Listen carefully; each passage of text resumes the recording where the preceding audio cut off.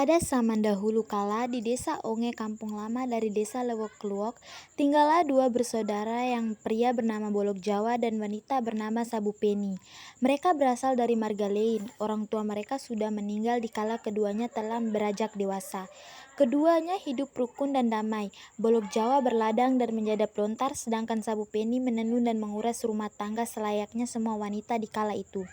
Air minum merupakan masalah utama bagi desa Onge maupun desa di sekitarnya. Hal ini sangat dirasakan apabila musim kemarau tiba.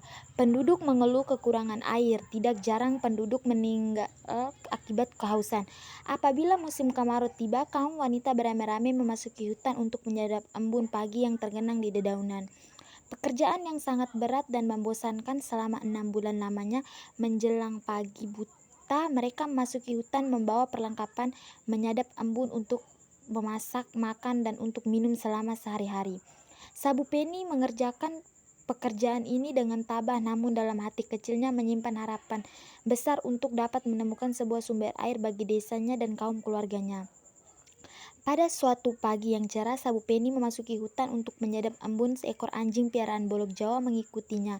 Sabu Peni sibuk mengerjakan pekerjaannya dan sang anjing pun menghilang. Namun dikala dia hendak kembali, sang anjing muncul dan menemaninya ke rumah. Sabu Peni terkejut melihat mulut anjing tersebut berlumpur. Sabu Peni mendekatinya namun mengamati secara baik. Setelah diamati secara saksama, diketahuinya ada lumpur yang melekat di jemari sang anjing. Hatinya sangat lega. Sabu Peni bergegas kembali ke rumah. Malam harinya ia membuat rencana untuk membawa sang anjing keesok harinya. Pagi hari kedua, Sabu Peni bergegas bangun. Di paginya anjing itu keduanya memasuki hutan. Sang anjing menghilang lagi dan tak kalah hendak kembali, sang anjing datang. Kali ini lumpur semakin banyak melekat di tubuh sang anjing. Maka Sabu Peni yakin bahwa sang anjing telah menemukan sebuah sumber air. Pada malam harinya, Sabu Peni mengayam sebuah baku kecil, diisinya abu dapur sampai penuh. Pada bagian bawahnya diberi lubang tempat abu dapur tercecer. Malam harinya Sabu Peni tidak bisa tidur. Ia membayangkan betapa bahagianya warga desa seandainya rencana itu berhasil. Terlebih kaum wanita dapat mengakhiri pekerjaan rutin dan berat itu. Pada hari ketiga, Sabu Peni bangun sebagaimana biasanya. Dia memanggil anjing, di bawahnya perlengkapannya serta bakul yang berisi abu dapur.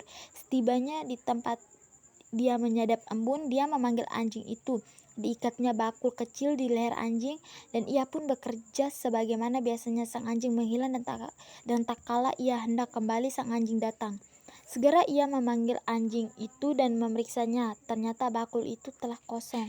Sabu Peni bergegas berjalan menyelusuri ceceran abu dapur itu dan ia ditemani anjing piaranya. Perjalanan amat jauh dan melelahkan. Melewati hutan lebat, mendaki gunung, menuruni lembah, ia tak memikirkan bahaya yang akan menimpanya.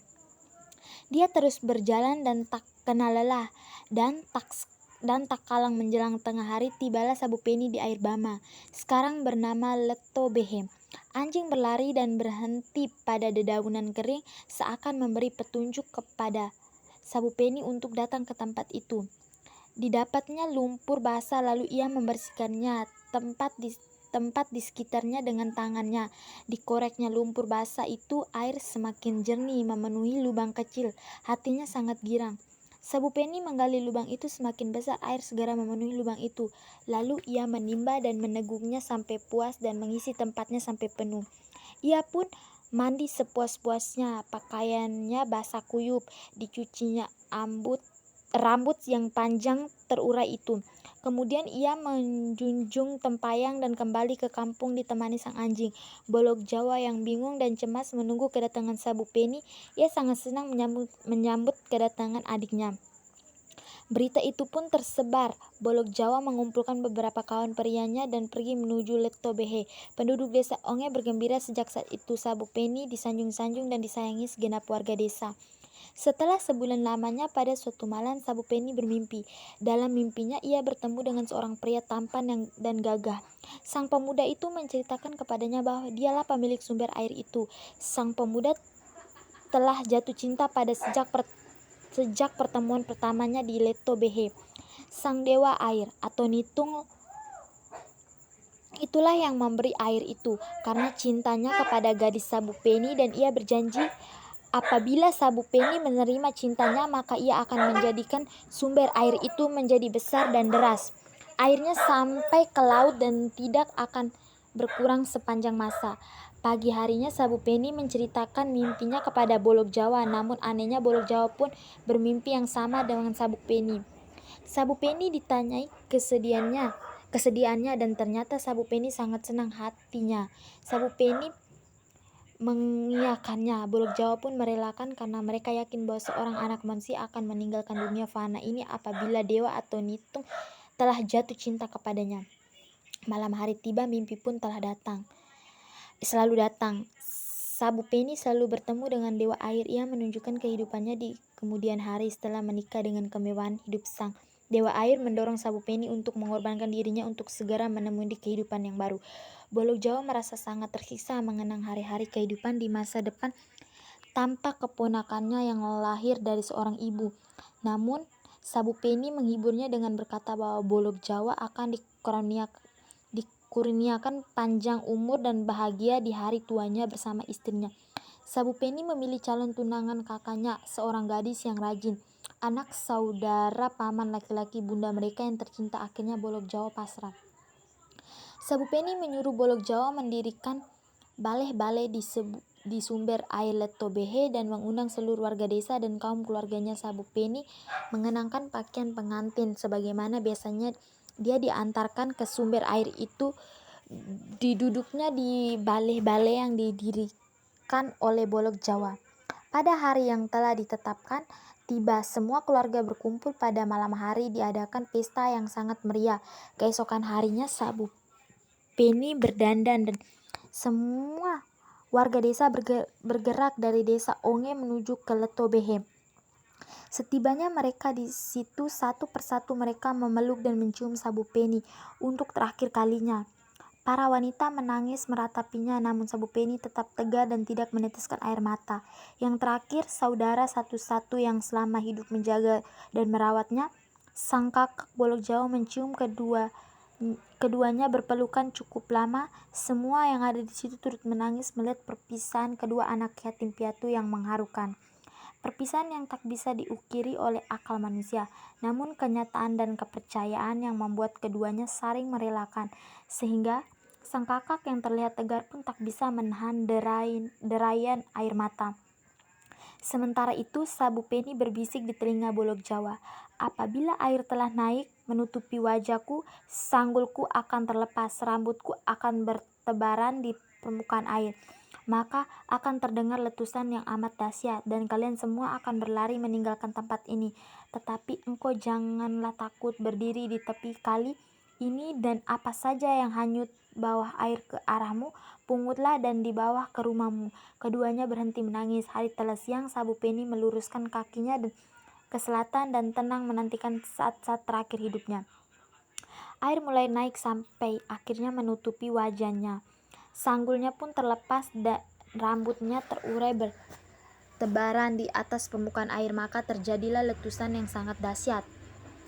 Semua orang pengiring berlari berhamburan, namun Bolok Jawa masih tetap berdiri sendiri sambil menantikan apa yang dipesankan adiknya. Tak lama kemudian air menghanyut sebatang kayu kering, seuntas tali hutang dan beberapa daun kering ke arahnya. Bolok Jawa memunggungnya dan membawanya pulang ke rumah sambil menangis. Setibanya di rumah, diletaknya di pondok tempat ia menyadap lontar, namun keesokan harinya benda tak berharga itu berubah menjadi sebatang gading besar dan panjang, seuntas rantai emas dan kepingan uang perak. Dan Bolok Jawa mengambil benda itu dan menyimpannya di rumahnya. Segenap warga kampung datang melihat benda-benda berharga yang merupakan belis Sabupeni yang diberikan oleh suaminya, Sabupeni ni dewa air Letobehe. Tak kala pembukaan area ladang tahun itu, Bolok Jawa memilih dekat lokasi sumber air Letobehe. Hujan tahun itu sangat banyak, hasil padi dan jagung bahkan melimpah. Di kala musim jagung muda tiba, babi ladang masuk ke ladangnya dan memakan jagungnya. Hatinya sangat sedih. Bolok Jawa memutuskan memasang jerat ladak. Keesokan paginya seekor ladak jantan berhasil ditangkapnya. Hatinya sangat lega dan puas dipanggang daging ladak itu dan santapnya sampai puas. 2 hari kemudian menjelang sore terdengar suara sang bayi menangis. Sang bayi terus saja menangis. Ketika itu terdengar suara ia mengatakan, "Wahai saudaraku Bolok Jawa, begitu tega engkau menangkap binatang peliharaan kami tanpa seizin kami." Suara itu sungguh-sungguh suara Sabu Peni. Bolok Jawa berlari menuju sumber air. Suaranya kedengar jelas, datangnya dari arah batu besar dekat sumber air itu. Sejenak Bolok Jawa memanggil, katanya, "Sabu saudaraku, aku sudah di sini. Bagaimana aku dapat bertemu kali?" Sabu Peni menjawab, "Bersabarlah sebentar, suamiku sedang bersiap pergi memancing di laut." Kemudian terdengar suara Sabu Peni mengatakan, "Pejamkan matamu." Bolok Jawa pun menurutinya. Tak kala membuka mata, ternyata ia sudah berada di sebuah rumah yang mewah. Bolok Jawa dipersilakan masuk. Keduanya menceritakan kehidupan masing-masing. Sabu Peni menceritakan kehidupan manusia dengan roh halus seperti dirinya. Sabu Peni mengatakan bahwa ladak yang ditangkap itu adalah ayam piaraannya. Kesempatan baik itu digunakan Sabu Peni untuk menunjukkan harta suaminya. Ternyata suaminya adalah seorang pemimpin di desanya. Semua warga sangat segan dan patuh kepadanya.